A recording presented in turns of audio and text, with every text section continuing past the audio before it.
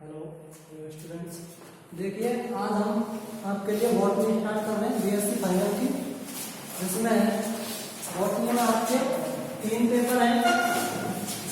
एक तो पादप आकार की पहला पेपर है, पादप आकार की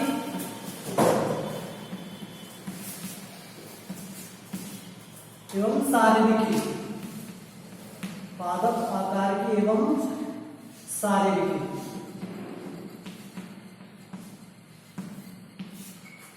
इंग्लिश में इसको क्या बोलेंगे? Plant morphology and anatomy.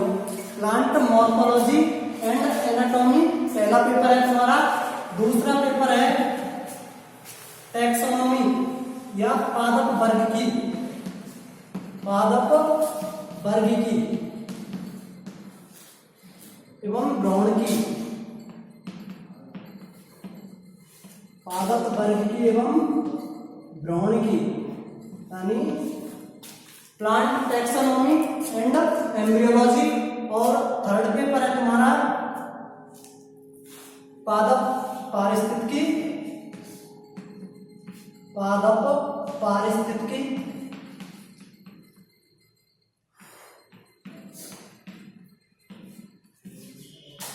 और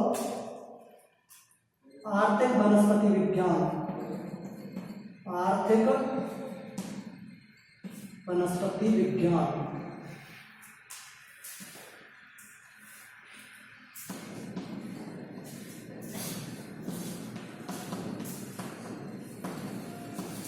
यानी plant ecology and economic botany.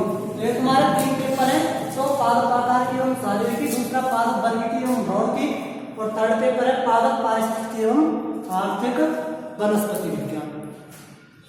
अभी हम जो पेपर फर्स्ट है यानी प्लांट मॉर्फोलॉजी एंड एनाटॉमी, ये स्टार्ट कर रहे हैं।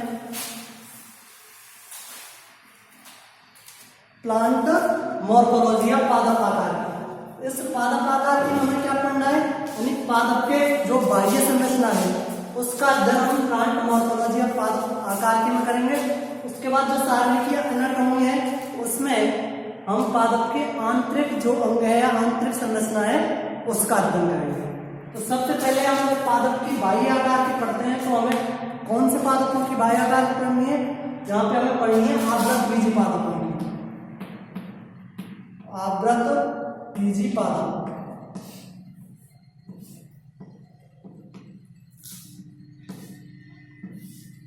केवल आवृत बीजी पादपों की बाह्य आकार की पढ़नी है। आवृत बीजी पादप क्या है ये तुम्हें पता होगा। आवृत बीज या एंजियोस्पर्म यानी कौन से पादप जिनमें जो बीज है वो किसी न किसी आवरण के द्वारा ढका हुआ होगा, वो क्या कहलाएंगे? आवृत बीजी पादप। अब किससे ढका हुआ होगा? जैसे वो फल या फल के फलवृत्ति के द्वारा जो बीज है वो ढका हुआ रहता है, इसी कारण इन पादपों को आवृत बीजी पादप कहा गया है। अभी हम यहाँ किसी भी जो आवृत बीजी पादप है उसकी बाह्य आकार की का अध्ययन करते हैं। तो हमें क्या क्या देखने को मिलता है पादप की बाह्य आकार की में? तो 2 भाग हैं इसके प्रमुख रूप से। एक तो मूलतंत्र और दूसरा प्रेरोह तंत्र। प्रेरोह तंत्र इंग्लिश में इसे क्या कहेंगे? एक तो रूट सिस्टम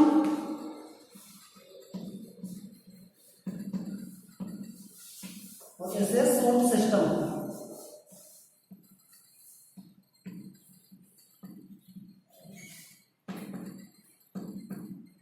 शूट सिस्टम और रूट सिस्टम। तो जो मूल तंत्र है इसका विकास किससे होगा? पादप जब हम एक तरह से बीज है, बीज का अंकुरण होगा तो अंकुरण के टाइम जो मूलांकुर होता है, मूलांकुर, उससे तो किसका विकास होगा? मूलतंत्र का। और जो प्रांकुर होगा, प्रांकुर, उससे विकास होगा प्रेरोह तंत्र का। तो सबसे पहले हम पढ़ते हैं मूलतंत्र। मूलतंत्र में अगर देखा जाए तो क्या है? जैसे जड़। मूलतंत्र जो होगा इसकी विशेषता देखी जाए एक तो है पादप का भूमिगत भाग होता है,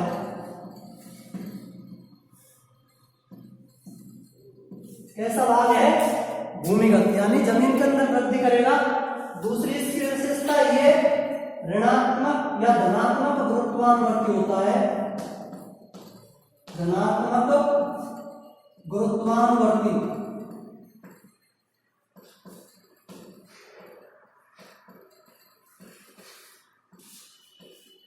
धनात्मक गुरुत्वानुवर्ती, धनात्मक गुरुत्वानुवर्ती का क्या मतलब है?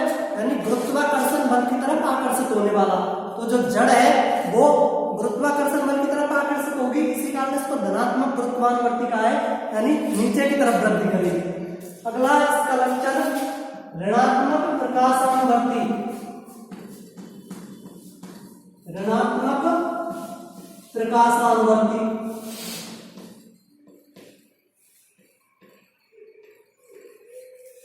यानी प्रकाश से विपरीत दिशा में वृद्धि करेगी। वो तो धनात्मक गुरुत्वानुवर्ती था, धनात्मक का मतलब पॉजिटिव, यानी उसकी तरफ बढ़ने वाली गुरुत्वाकर्षण बल की तरफ, और प्रकाश से ऋणात्मक प्रकाशानुवर्ती यानी प्रकाश से विपरीत दिशा में चलती है जब, इसीलिए इसको क्या कहा गया है? ऋणात्मक प्रकाशानुवर्ती। तो ये तो हो गए एक तरह से मूल तंत्र के लक्षण।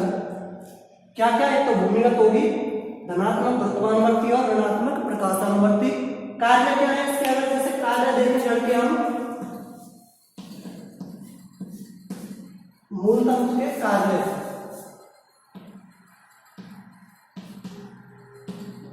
मूल के कार्य क्या क्या हो जाएंगे? एक तो पादप को जमीन में स्थिर रखने का कार्य करती है, यानी पादप को स्थायित्व प्रदान करना है, स्थिर रखने का कार्य करती है। इसको पादप को स्थिर रखना।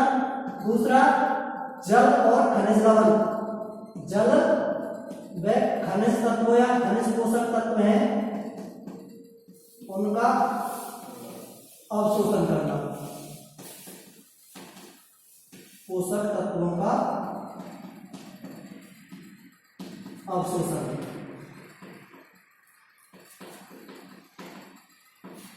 ये क्या है? जड़ के प्रमुख कार्य। तो ये तो हो जाएगा मूल तंत्र। आगे चलकर मूल तंत्र भी आवृत बीजियों में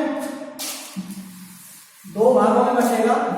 मूल तंत्र को भी हम आगे दो भागों में बांट देंगे। कौन कौन से? एक तो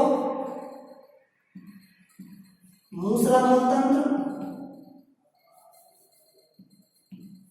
मूसला मूल तंत्र, और दूसरा भाग हो जाएगा रेशेदार मूल तंत्र, रेशेदार मूल तंत्र।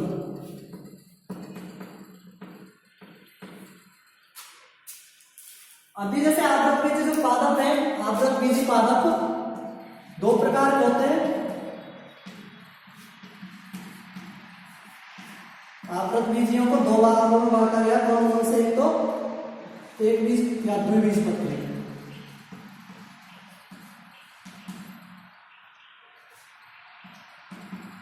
तो द्विबीजपत्री, और दूसरा एक बीजपत्री पादप।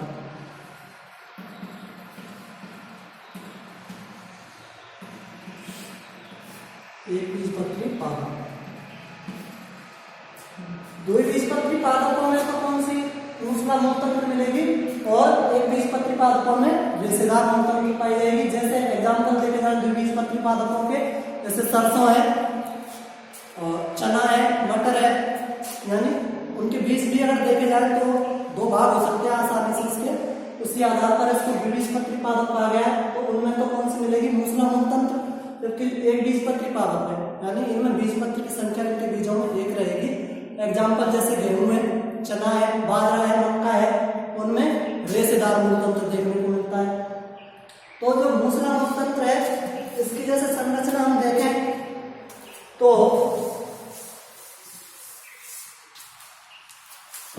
जैसे ये कोई भी पादप है,